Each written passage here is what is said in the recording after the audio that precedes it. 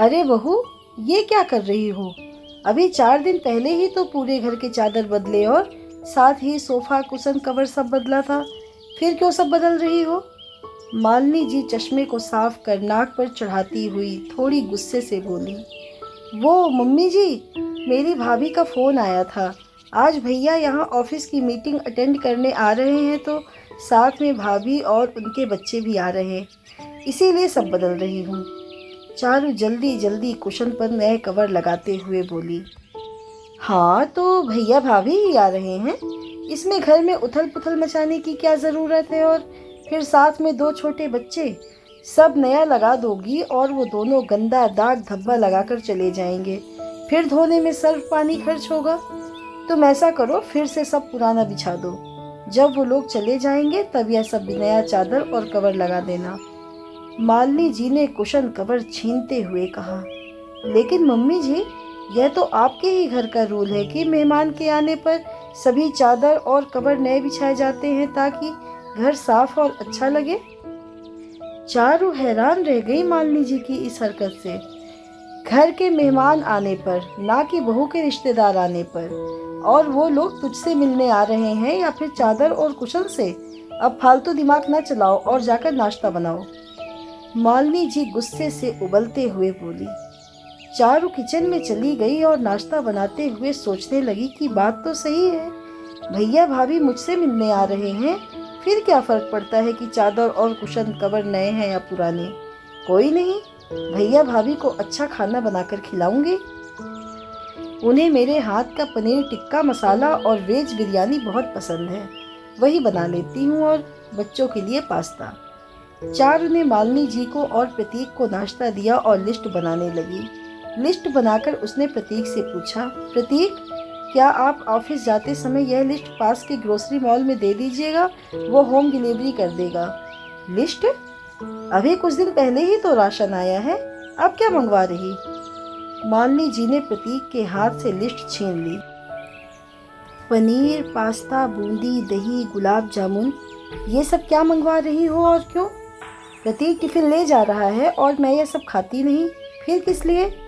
मालिनी जी नजरें तिरछी करते हुए बोली। मम्मी जी, भैया को मेरे हाथ का पनीर टिक्का और वेज बिरयानी बहुत पसंद है, तो वही बना रही हूँ, और बच्चों के लिए पास्ता और साथ में बूंदी का रायता बना लूँगी, और सलाद के लिए खीरा और गाजर है। मीठे में गुलाब जामुन मंगवा रही हूँ। चारू ने जल्दी से लंच का मेन्यू बता दिया। क्या? इतना सब उन लोगों के लिए? हे भगवान, कैसी बहू दी है, और इसके रिश्तेदार भी किस अकल के हैं। हमारे यहाँ बहू के मायके वाले तो पानी पीना भी पाप समझा जाता है, और तुम्हारे मायके वाले इतना सब ठूसेंगे?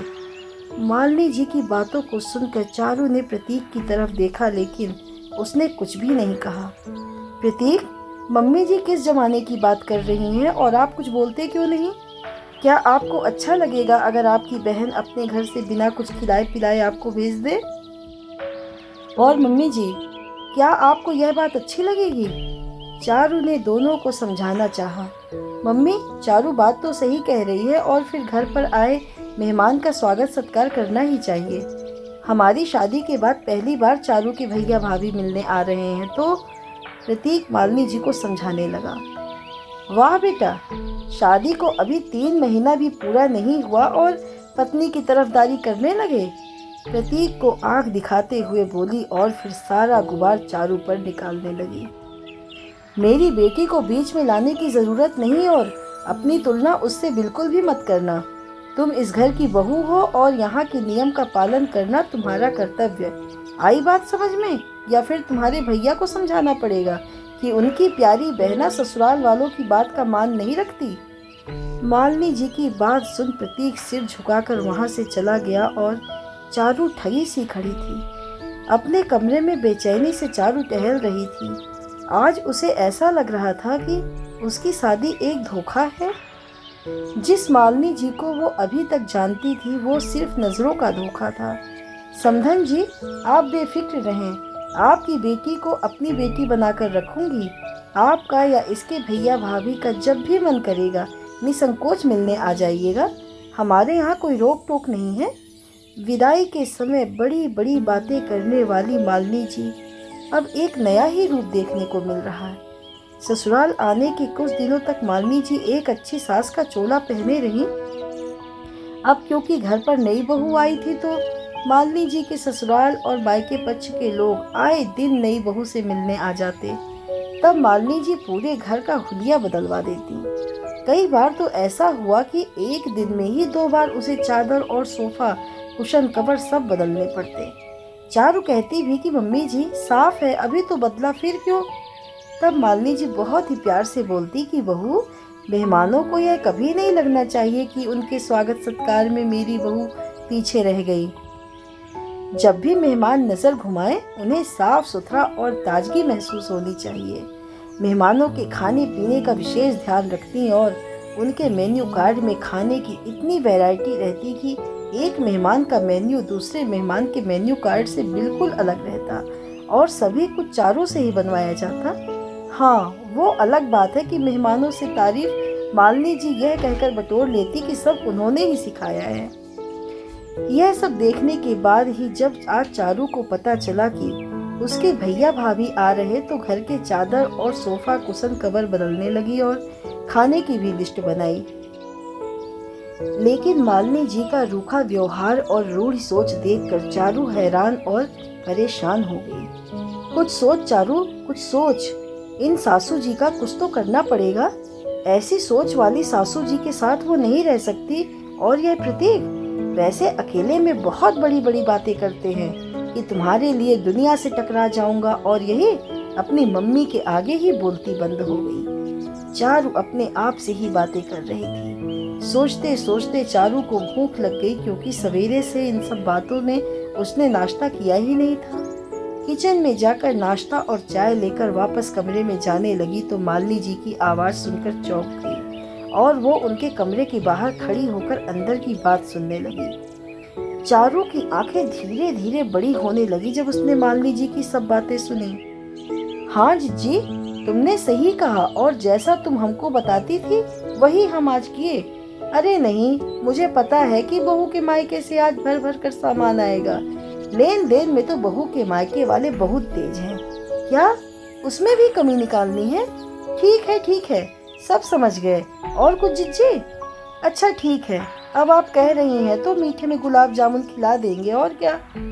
ना जिज्जी, हम बोल देंगे कि हमारे यहाँ विदाई में बहू के रिश्तेदारों को कुछ नहीं दिया जाता, और बच्चों को 500 नहीं 100 रुपए पकड़ा देंगे। वाह जिज्जी, आप बस ऐसे ही बताती रहना कि बहू और उसके रिश्तेदारों से कैसे निपटना है। पता है जिज्जी, आज प्रतीक की बहुत जुबान चल रही थी, धार तेज होने से पहले ही काट दी। अब नहीं हिम्मत करेगा मेरे आगे अपनी पत्नी का हिमायती बनने की। यह सब सुनकर चारू सिर पकड़कर बैठ गई। हे भगवान, हम तो समझ रहे थे कि खराबी मम्मी जी में है, लेकिन यहाँ तो सास की क्वालिटी मौसी जी ने खराब कर रखी है। अरे, जिनकी खुद की 3 बहुओं से निपटी नहीं, वो मम्मी जी को बहू संभालने की टिप्स दे रही हैं। चारू को बीमारी समझ आ गई थी। कहाँ से बीमारी आई यह भी समझ आ गया था।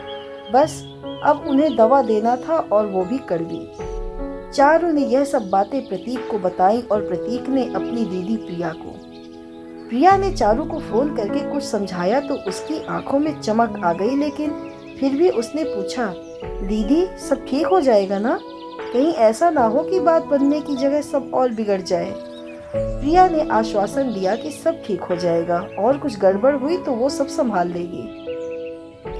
मालिनी जी के साथ चारू भी बेचैनी से इंतजार कर रही थी। ठीक 12:30 बजे घंटी बजी और बच्चे चिल्लाते हुए चारू से लिपट गए। बुआ, आप कैसी हो? आपकी बहुत याद आती है। चारू भी बच्चों के गले लगकर रोने लगी। चारू के भैया सुदीप, भाभी शिखा मालिनी जी के पैर छूने के बदले हाथ जोड़कर नमस्ते करते हैं। चारू सबको लेकर अपने कमरे में चली जाती है। चारू किचन में जाकर प्लेट में मिठाई लगाती है और एक बिस्लेरी बोतल से पानी गिलास में निकाल कर ले जाती है। थोड़ी देर बाद चारू डाइनिंग टेबल पर खाना सर्व करती है, जिसे देखकर मालिनी जी हैरान रह जाती हैं, क्योंकि खाना होटल से आया था।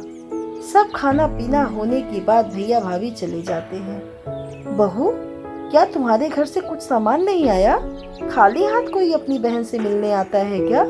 और तुमको समझाया था कि इस घर का खाना पानी उनके लिए। मालिनी जी मुंह बनाकर ताने मार रही थीं।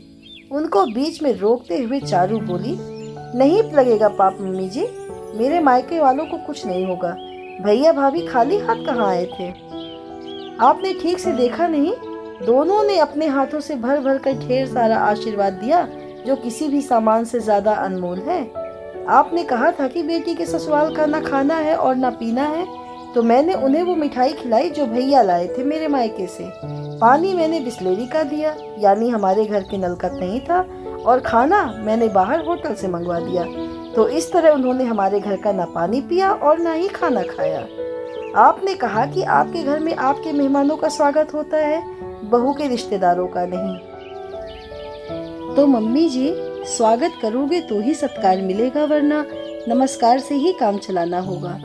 अपना दांव उल्टा पड़ता देख मालिनी जी तिलमिला गईं और कमरे में चली गईं। शाम को प्रतीक के आने पर मालिनी जी चारू की सब हरकतें बताती हैं तो प्रतीक चुपचाप सुनकर वहां से चल देता है। तो मालिनी जी गुस्से से बिफर उठती हैं। सुबह तो बहुत हिमायती बना था अपनी पत्नी का, अब क्या हो गया? कुछ बोल क्यों नहीं रहा? क्या बोलूं और किसे? आपको कुछ कह नहीं सकता और चारू को भी क्या बोलूं? उसने वही किया जो आपने उससे करने को कहा। उसने अपने रिश्तेदारों का स्वागत नहीं किया, तो अब आपको समस्या किस बात से है? प्रतीक ने लाचारी से हाथ खड़ा कर दिया। अभी माँ बेटा की बहस चल ही रही थी कि प्रिया बच्चों के साथ आ गई। अचानक प्रिया को देख मालिनी जी बहुत खुश हो गईं। मालिनी जी ने चारू को बुलाया और खाने पीने का इंतजाम करने को कहा, लेकिन चारू चुपचाप खड़ी रही। उसे यूं खड़ा देख मालिनी जी डपटते हुए बोली, खड़ी क्यों हो? कुछ खाने पीने का क्यों नहीं ला रही? मम्मी जी, मैं कुछ सोच रही थी। चारू प्रिया के चारों तरफ घूमते हुए बोली। क्या सोच रही हो? मालिनी जी अब झल्लाकर बोली। मम्मी जी, पहले आप मेरी शंका दूर करो कि दीदी जी आपकी मेहमान है या मेरी रिश्तेदार। क्योंकि हम दोनों में ननद भाभी का रिश्ता है, तो यह मेरी रिश्तेदार हुई और आपके नियम के अनुसार तो मैं दीदी का फिर स्वागत नहीं कर सकती। और अगर यह मेहमान हैं तो आपके हुए, फिर आपके मेहमान का स्वागत मैं कैसे कर सकती हूँ? चारू की इस बात पर मालिनी जी अपनी ही बातों में फंस गईं और चारू उसे बहुत हंसी आ रही थी। भाभी, ये कैसी बहकी बहकी बातें कर रही हो? मैं मेहमान नहीं, आपकी रिश्तेदार ही हूँ, और आप अपने रिश्तेदारों का स्वागत क्यों नहीं करेंगी? प्रिया अनजान बनते हुए बोली। मालिनी, प्रतीक और चारू एक दूसरे का मुंह देखने लगे। प्रिया ने प्रतीक से कहा सब बताने को, फिर उसने सब कुछ मालिनी के सामने बताया और चारू ने भी अपनी बात रख ली। मम्मी, यह सब चोचले आपने मौसी जी से सीखे हैं? क्यों, ठीक कह रही हूँ? प्रिया ने मालिनी जी से कहा तो वो चुप हो गई।